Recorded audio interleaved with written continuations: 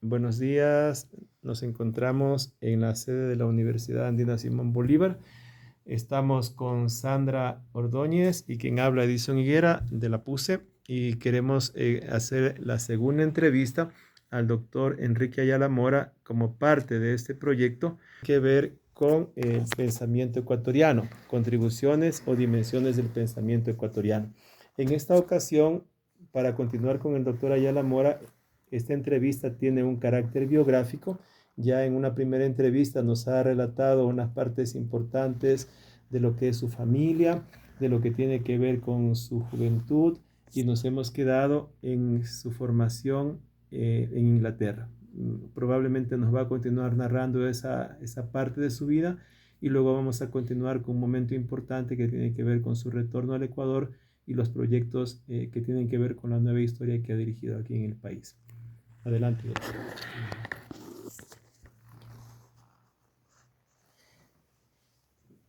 Decidí ir a estudiar en Inglaterra historia, porque esa fue la demanda de las reformas de la Universidad Católica. En realidad, había una generación jóvenes asistentes de cátedra que habíamos participado en el proceso de reforma dirigido por Hernán Malo y realmente, como ya lo he afirmado tantas veces, mentalizado por Julio César Trujillo. Él fue el arquitecto de la reforma. Hernán fue, digamos, el gran impulsor, ideólogo. Y en eso había que hacer una renovación. Y vimos que desde las ciencias sociales, que estábamos tratando de formar una facultad de ciencias humanas, era necesario que se profundizara una visión crítica, una visión estructural de la historia ecuatoriana. Mi colega y amigo del alma, Fernando Velasco, y yo dimos el primer curso de historia socioeconómica del Ecuador en lo que iba a ser la Facultad de Ciencias Humanas. Y luego ya fue la Facultad de Ciencias Humanas. Pero yo me sentía que yo era solo un aficionado, que yo no había estudiado esto y por eso resolví ir a estudiar en Inglaterra. Estudié una primera fase, la maestría en la Universidad de Essex, y luego pasé a la Universidad de Oxford, a donde fui invitado a ser estudiante por una coyuntura muy especial que no sé si la mencioné ya, y es que había un profesor que acaba de morir, Malcolm Dees, que era un gran admirador y especialista en Eloy Alfaro. Entonces, cuando se enteró que yo estaba en Gran Bretaña, para entonces ya había publicado en la editorial de la Universidad Católica precisamente mi libro sobre los partidos políticos en el Ecuador en el siglo XIX, él me llamó y me dijo que quería conversar. Y se enteró que yo estaba intentando hacer un estudio de la Revolución Liberal Ecuatoriana. Y él no solamente se ofreció a dirigirme la tesis, sino a llevarme a que eso lo haga en la Universidad de Oxford. Eso facilitó mucho mi ingreso, fui allá, ya había tenido Magdalena, nuestro primer hijo, fuimos a Oxford, ahí tuvimos una estancia muy hermosa realmente, un poco limitada como todo becario económicamente, pero con muchas satisfacciones. Fui a un colegio de características internacionales, se llama todavía St. Anthony's College, está dedicado precisamente a ciencias sociales comparativas. Uno se encuentra con alumnos chinos, con alumnos argentinos, se encuentra con, obviamente, una buena cantidad de estudiantes norteamericanos y después luego latinoamericanos, ¿no? Entonces, pues ahí yo disfruté de la posibilidad de conocer a muchos colegas que luego incluso fueron ministros de Estado, que fueron profesores importantes en otros países, y ahí hice, claro, buenas relaciones también, que las mantengo hasta ahora. Incluso el actual director del Centro de Estudios Latinoamericanos de Oxford es mi compañero, fue mi compañero. Entonces, bueno, desarrollé mi trabajo, pero mi experiencia fue una experiencia muy sola. A nadie le interesaba la Revolución Liberal Ecuatoriana, salvo a Malcolm Dees, mi director de tesis, y entonces fue prácticamente un diálogo entre los dos. Una de las características de Oxford es que es una universidad en la cual la gente se concentra mucho en lo que hace. Venían grandes personalidades. Bueno, yo conocí ahí a Asa Berling, por ejemplo, a Eric Hobsbawm, que fue mi profesor. Bueno, realmente ahí conocí a los grandes historiadores del mundo, E.P. Thompson, por ejemplo. Pero uno podía pues disfrutar de esa posibilidad de conocer a las grandes figuras intelectuales del mundo, algunas figuras políticas también. Pero en cambio el trabajo es poco colectivo, muy británico esto, ¿no? Entonces yo trabajé mi tesis muy aisladamente, no tuve la posibilidad de dialogar con terceros sobre ese, salvo temas muy específicos, pero sí con una gran ayuda de mi director.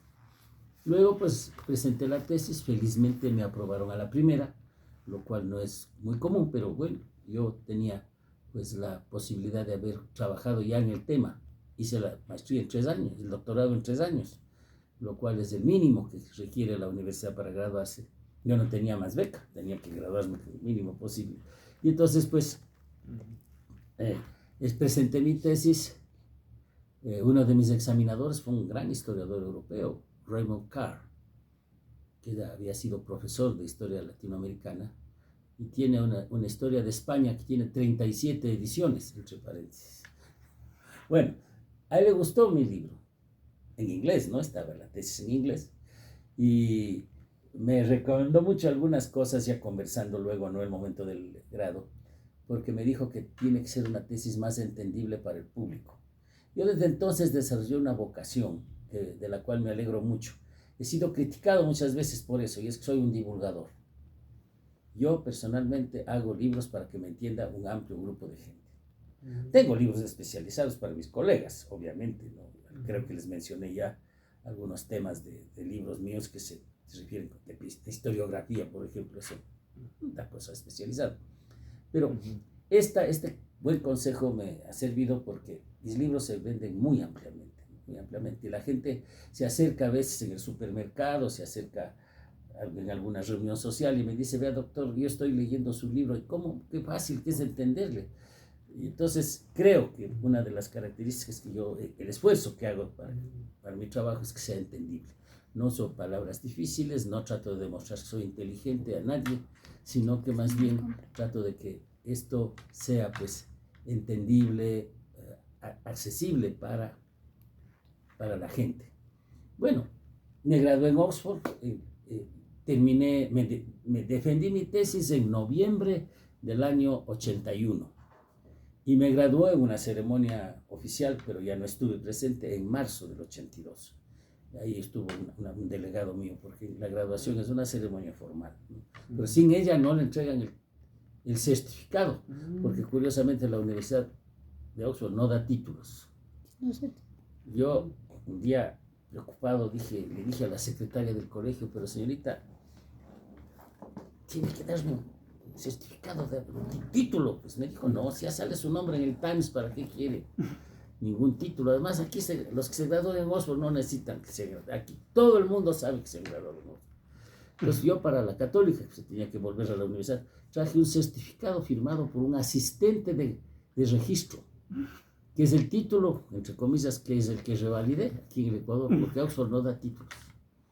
Esa es una de las características. Eso produjo una anécdota que les puedo contar luego, que cuando era diputado, voy a hacer la cuenta, cuando era diputado en tiempos de Febres Cordero, fue un chismoso y le dijo que no tenía el título. Pues él pidió que la embajada destaque una persona que terminó siendo un amigo, compañero mío de la Universidad Católica, precisamente que estaba de ministro, y fue a averiguar en Oxford si es cierto que no tenía título. Y se topó con Malcolm Dees, con mi gran amigo, que le dijo poco menos que yo había sido una lumbrera en la universidad y que efectivamente la universidad no da diplomas, no da títulos. Tenía que contentarme con la certificación. Así es que el intento de hacerme quedar mal, porque que no tenía el título, terminó al contrario, porque con una certificación ya que había sido hasta buen alumno. Bueno, entonces regresé al Ecuador el año 82. Retomé mi trabajo en la área de historia de la Universidad Católica. Ahí di clases 2 años más y desde luego también me incorporé a la Corporación Editora Nacional. Cuando salió Hernán Malo del rectorado de la Católica, fundamos con él un grupo de profesores de la Corporación Editora Nacional, precisamente para sacar una colección de pensamiento ecuatoriano que iba a financiar el Banco Central. Es la colección de la Biblioteca Básica de Pensamiento Ecuatoriano, que tiene ahora 62 tomos, pero que en esa época se prepararon los primeros 24. Entonces yo llegué a la Universidad Católica y me dediqué a ayudar a la producción de esta colección. Muy rápidamente Gonzalo Abad me invitó a trabajar en Flaxo, porque a la Católica yo llegué a medio tiempo, es lo que me asignaron. Entonces el otro medio tiempo trabajaba en Flaxo, en donde me pidieron, no había estos estudios antes, que establezca un programa de maestría en historia. Entonces preparé un programa de maestría en historia, tenía muy buenas relaciones internacionales y logré traer a los mejores profesores de historia que había en el mundo. Eso es un orgullo para todos nosotros. Y tuve una serie de alumnos en esa promoción excelentes, que han sido historiadores notables aquí en Ecuador, en Bolivia, hasta en Estados Unidos. Entonces, pues, trabajaba dando historia republicana, historia del Ecuador republicana en la Universidad Católica, y además era organizador de este programa en Flaxo. Y así lo lanzamos desde el año 83, perdón, y el 84. Bueno, el 82 para mí fue muy importante porque reunimos un grupo de colegas que habíamos estado trabajando en la renovación histórica del país en la década anterior. Algunos de ellos colegas de la Universidad Católica, como Jaime Durán, Rosmarie Terán, y además de ellos Manuel Chiriboga, y desde luego algunas personas que no estaban directamente vinculadas a la historia, pero que contribuyeron para ello. Y formamos un primer grupo, Carlos Landazuri, mi compañero del alma, con el cual desde los primeros años de universidad he recorrido la carrera, ¿no? Y nos propusimos sacar una colección de historia, sacar los clásicos. Entonces comenzamos con la historia de Roberto Andrade, que había sido casi oculta en el Ecuador, casi ocultada en el Ecuador. Entonces, el siguiente paso fue seleccionar unos cuantos textos para reproducirlos, como la historia de la prensa de Guayaquil, las memorias históricas de Alfaro. Precisamente Malcolm Deasy hizo el prólogo de esa obra de Alfaro, y es el mayor clásico que hay en el Ecuador sobre Alfaro actualmente. Bueno, pero de ahí surgió una idea distinta, y decir, bueno, ¿y por qué no hacemos una nueva historia del Ecuador? Una cosa más actual para las personas. Y desde luego, pues eso fue un gran esfuerzo, porque al principio quisimos hacer un libro único con varios artículos, pero no funcionó así. La gente se emocionó, quiso participar más, y comenzamos haciendo un proyecto para 3 tomos, y al final terminamos sacando 15. Es decir, lo que era un intento de hacer un manual se transformó en una nueva historia general del Ecuador. En realidad, las historias del Ecuador, las referenciales, con todo respeto a sus trabajos que se han hecho, han sido siempre finiseculares. La historia del padre Juan de Velasco es de fines del siglo XVIII. Todos sabemos que es el primer gran esfuerzo historiográfico del Ecuador y uno de los grandes esfuerzos latinoamericanos de lo que entonces era la América Española, no había ni el nombre América Latina. El segundo gran esfuerzo fue individual, el de González Suárez, que escribiendo al margen de la historia de Pedro Fermín Ceballos termina formulando su propia historia en 7 tomos, una obra monumental del mayor historiador del Ecuador y uno de los grandes historiadores de América Latina, que fue el arzobispo. Y luego, pues, esa historia había sido la historia oficial del Ecuador, hasta que nosotros llegamos. Nuestros profesores, nuestros maestros, habían desarrollado la escuela de González Suárez, profundizando sus rasgos conservadores. Y además habían incursionado básicamente en monografías, en textos que no eran completos. No había una historia del Ecuador que que circulara paralelamente. Estaba todavía la de González Suárez. Lo que sí existía es la historia de don Luis Robalino Dávila, que continúa la de González Suárez. González Suárez termina en la independencia y ya no llega a la independencia, y don Luis Robalino comienza al principio de la República, su gran obra Orígenes del Ecuador de hoy. Pero era también una obra absolutamente tradicional, ¿no? En el tipo biográfico, en de este tipo hispanista, de la historia ecuatoriana vista desde esta perspectiva. Muy valioso el libro de Robalino. Yo tengo un estudio sobre el libro de Robalino Dávila, entre paréntesis, pero nosotros queríamos ver una visión más estructural, que no sea ni biográfica ni asentada en los incidentes políticos o en la historia narrativa, sino una historia explicativa. Y entonces, pues, lo más rico de todo esto fue el proceso de preparación de la nueva historia. Porque este comité editorial que formamos se reunía a veces 2 veces a la semana, pero al menos una, para discutir paso por paso. Y lo primero que discutimos fue una periodización.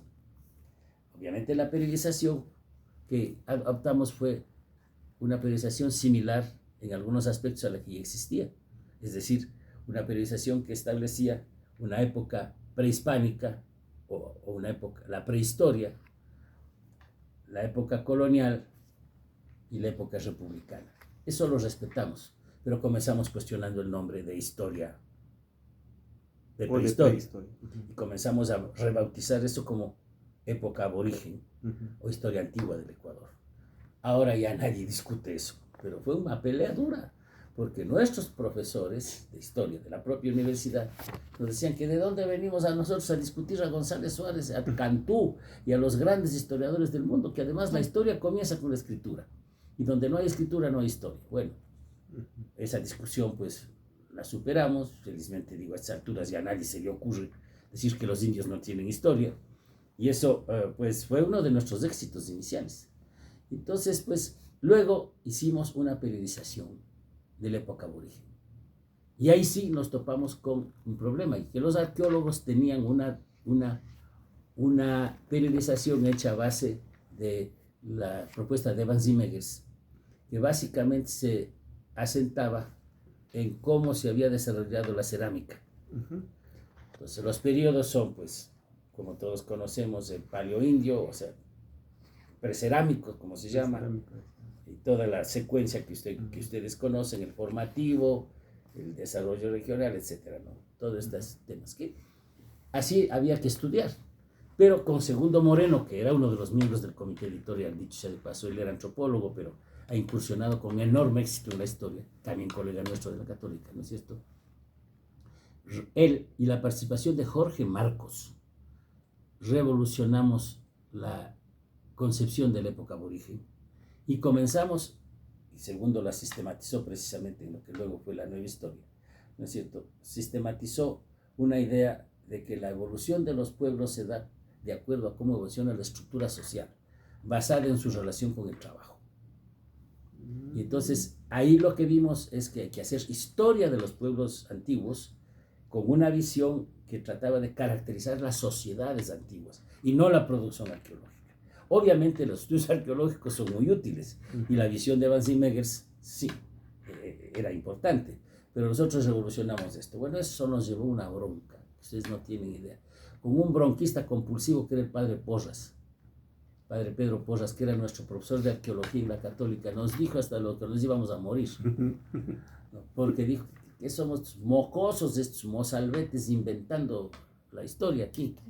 Pero claro, de nuevo, eso se ha impuesto en el país. Todavía hay alguna gente, algunos, sobre todo museólogos, muy retrasados, que siguen utilizando el método de Evans y Meggers, pero ahora ya a nadie se le ocurre entender la sociedad aborigen, sino desde su perspectiva del surgimiento de la agricultura, del surgimiento de las sociedades complejas, del surgimiento del Estado, el imperio, etc., hasta llegar al Incario, ¿no es cierto?, como todos conocemos. Y el otro problema fue la colonia, porque la colonia no se había periodizado.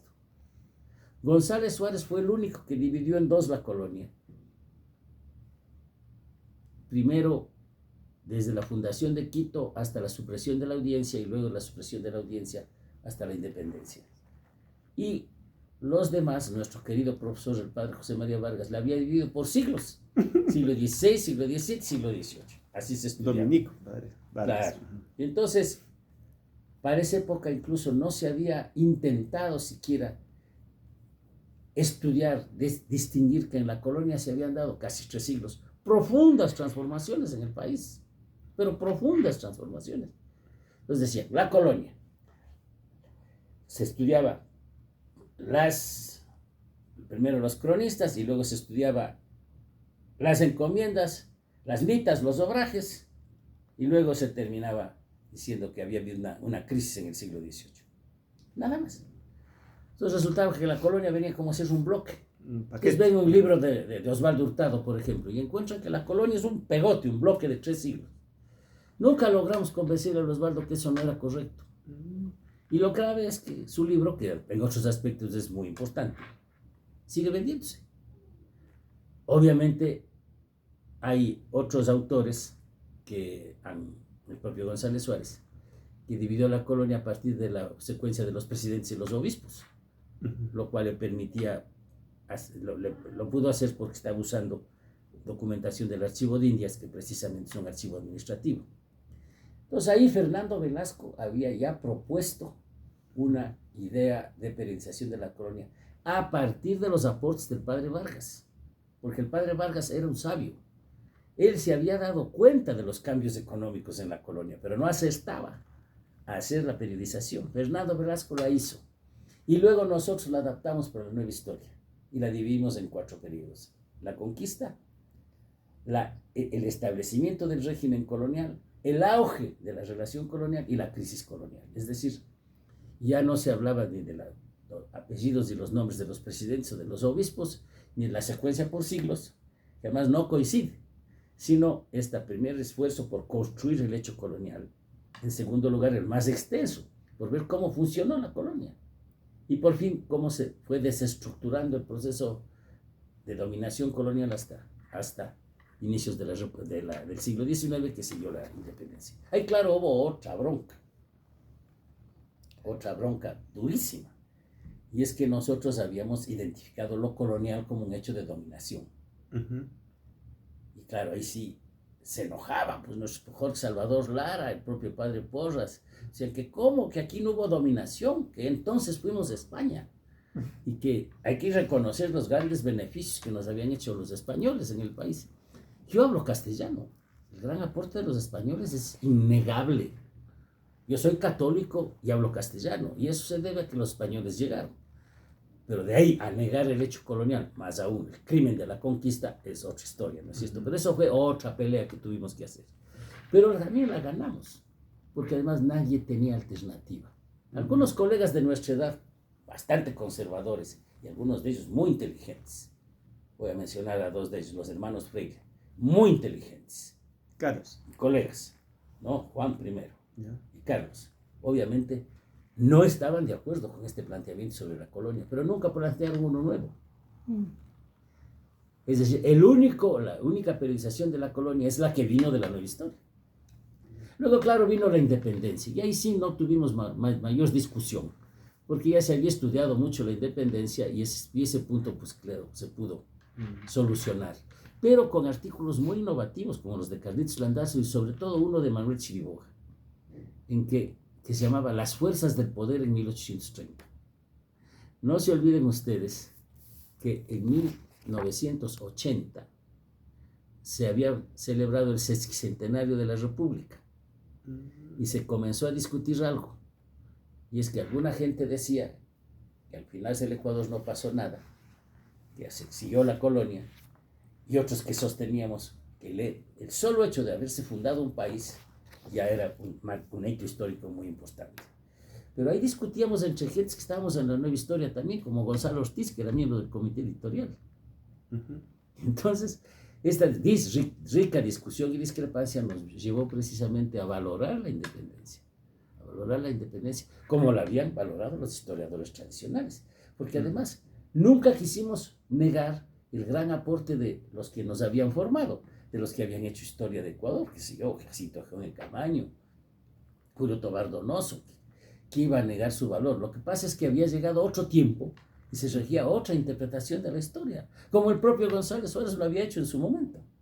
No se quedó con la historia del padre Juan de Velasco, escribió otra. Entonces nosotros éramos conscientes de que estábamos haciendo una nueva historia ecuatoriana.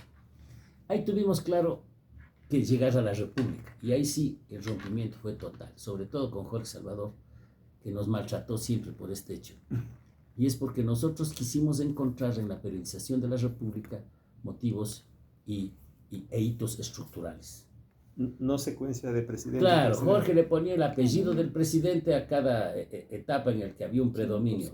Floreanismo, en la segunda etapa se le hacía difícil, todos lo llamó urbinismo, garcianismo, camañismo, luego alfarismo, y claro, luego vino el velasquismo, y para el Jorge luego vino, claro, ya después ya no había que poner febrescosderismo y posiblemente al último habría que poner correísmo, pero claro, eso no nos explica nada. No nos ayuda. Jorge, por desgracia, escribió un libro ya muy tarde en su vida y volvió a insistir en esta periodización anacrónica. Pues Jorge Salvador Lara, absolutamente. Yo tengo mucho respeto por Jorge.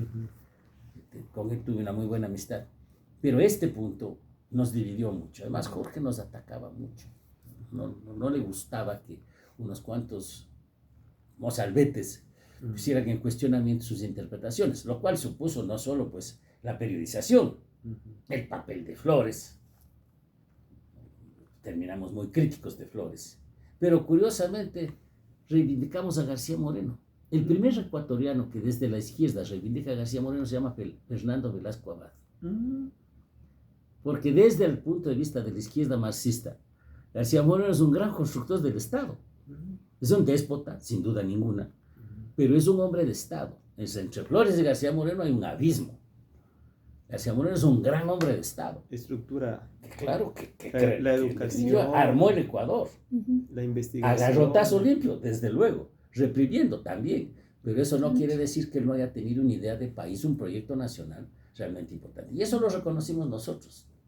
Incluso ahí, en cambio, tuvimos conflictos con los que se consideran historiadores de izquierda. Don Alfredo Pareja Díez Canseco, que había sido mi colega y mi subalterno en Flaxo, mi subalterno teóricamente, porque él también era profesor de Flaxo, era parte del equipo que yo dirigía, pero yo le trataba con enorme respeto. Sí, Enrique, me decía, ustedes están equivocados, ustedes están dando un mal ejemplo horrible, canonizando a García Moreno, es una barbaridad, ¿cómo pueden hacer esto? Es ser un criminal, era un demente. Le decía, vea, don Alfredo, la historia no se mueve por... Usted es un gran novelista y por lo tanto entiende la vida desde la psiquis de las personas. Nosotros somos historiadores y cuando usted se funge de historiador lo es también. Estudia los procesos y en el proceso de construcción nacional García Moreno es fundamental. El primero que establece una moneda en el Ecuador, el primero que organiza el servicio público, el que organiza la educación, etcétera, ¿cierto? Entonces, fue eso importante. Obviamente, superamos con la nueva historia en la polémica conservadora liberal. Ese fue uno de los éxitos. Ya no se discutía que García Moreno es el diablo y que Alfaro es el cura del bueno, patíbulo. Se acabó eso. Para el Santo del Patíbulo era la obra que decían. Claro, para nosotros, pero no era de historia, era un ensayo bastante maluco de Benjamín Carrión. Entonces, por malo que sea, forma parte de la historia. No, es que además su problema no es malo. García Moreno fue un jefe de Estado de su época. De su época, que hay que entenderla, ¿no? Era un hombre de la oligarquía, era un hombre que tenía que mantener la dominación, pero para ello, tú primero que construir un país. ¿A quién se le ocurrió en el continente hacer normales para indígenas? Formar profesores indígenas. A él. Solo para mencionar un caso. Fue el primero que se negó a pagar la deuda externa. Por si acaso también. Entonces, no es tan sencillo como decir, vamos a superar lo bueno y lo malo de los dos. No, vamos a superar un debate que no está asentado sobre donde debe estar asentado una discusión histórica. Que es cómo funciona la estructura de la sociedad. La base de la sociedad. Y claro, hicimos una historia de la República, la periodización, podemos, si ustedes quieren, conversarle algún rato, si les interesa ya, digamos, mi pensamiento, pero en ese punto, pues, llegamos a una periodización estructural, a un primer periodo en que había regido una forma de sociedad más tradicional, de continuidad colonial, que era una forma dominada por terratenientes, el Estado terrateniente, luego la ruptura de eso con la Revolución Liberal, el establecimiento del Estado laico y la agresiva vinculación del país al mercado mundial, al sistema capitalista, desde hasta los años 60, en donde desaparecen los rasgos más tradicionales de la estructura social ecuatoriana y comienza un proceso de modernización, bajo el propio predominio del sistema capitalista. El Ecuador no ha salido nunca del capitalismo desde que entró ahí. Entonces, esas son las tres etapas. son los 3 periodos. Y dentro de cada periodo distinguimos las diversas etapas que ha habido en el país. Descubrimos además que esto era muy didáctico, que había cómo explicar mejor a los estudiantes esta periodización que el camañismo o qué sé yo, el urbinismo, lo que fuera, ¿no es cierto? Entonces esto se reforzó en nuestra experiencia cuando hicimos la nueva historia, porque la gente entendía, porque los profesores, que en esa época fueron nuestros principales destinatarios, pues se entusiasmaron en el asunto. Bueno, ese es, en definitiva, lo que yo quería contarles sobre la experiencia de la nueva historia. La nueva historia se hizo en coedición con Grijalbo, con una editorial española que funcionaba aquí.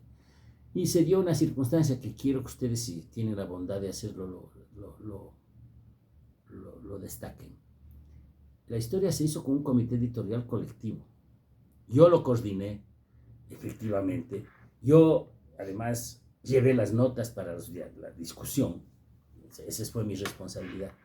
Pero yo nunca quise que la historia saliera con mi nombre.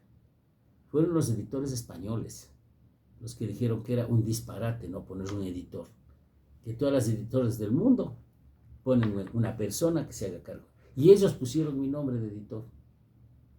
Yo consulté con mis colegas del comité editorial, me dijeron, desde luego, has hecho la mayor parte del trabajo, pero yo siempre he destacado que esa mención personal que tiene la nueva historia no se refiere a un esfuerzo individual, fue siempre un esfuerzo colectivo, que dura hasta ahora, ¿no es cierto? La nueva historia es de alguna manera la historia oficial del Ecuador, con una circunstancia, de que en esa época la Academia de Historia con Salvat publicó también otra historia, que era un refrito de la historia tradicional, coordinada por Jorge Salvador Lara, una excelente edición, muy buena, con una serie de artículos interesantes, algunos muy bien hechos, pero con una estructura profundamente anacrónica.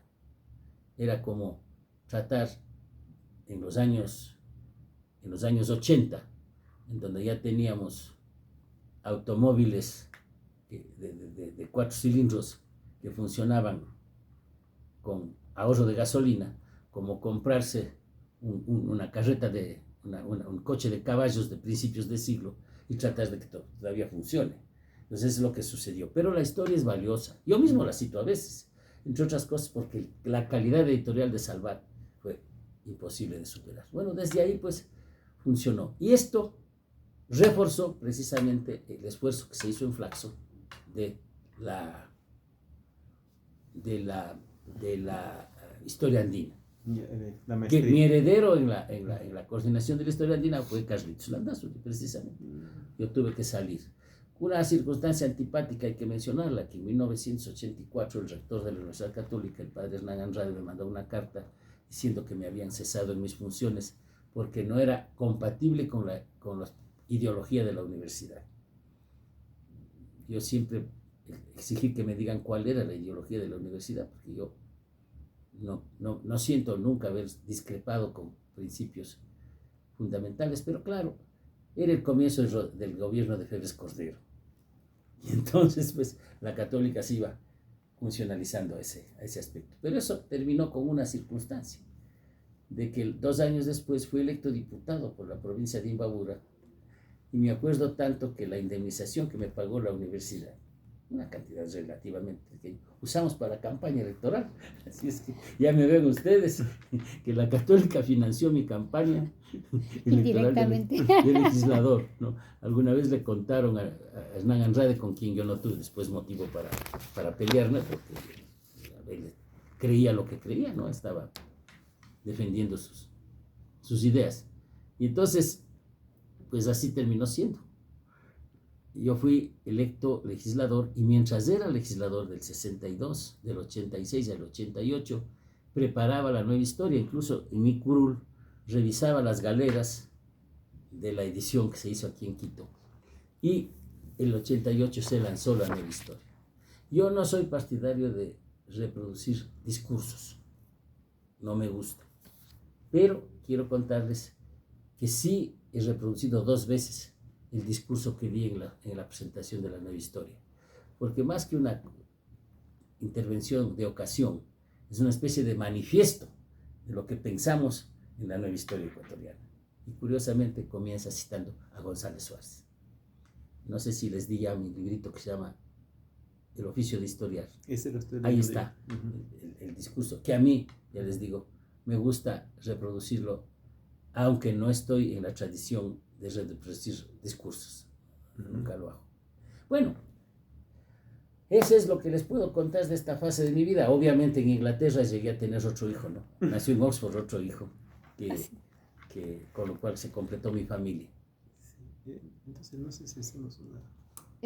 Quería saber si estaba bien que el periodo de la nueva historia como coordinador era desde 1982 Al y 88. usted fue hasta el 88.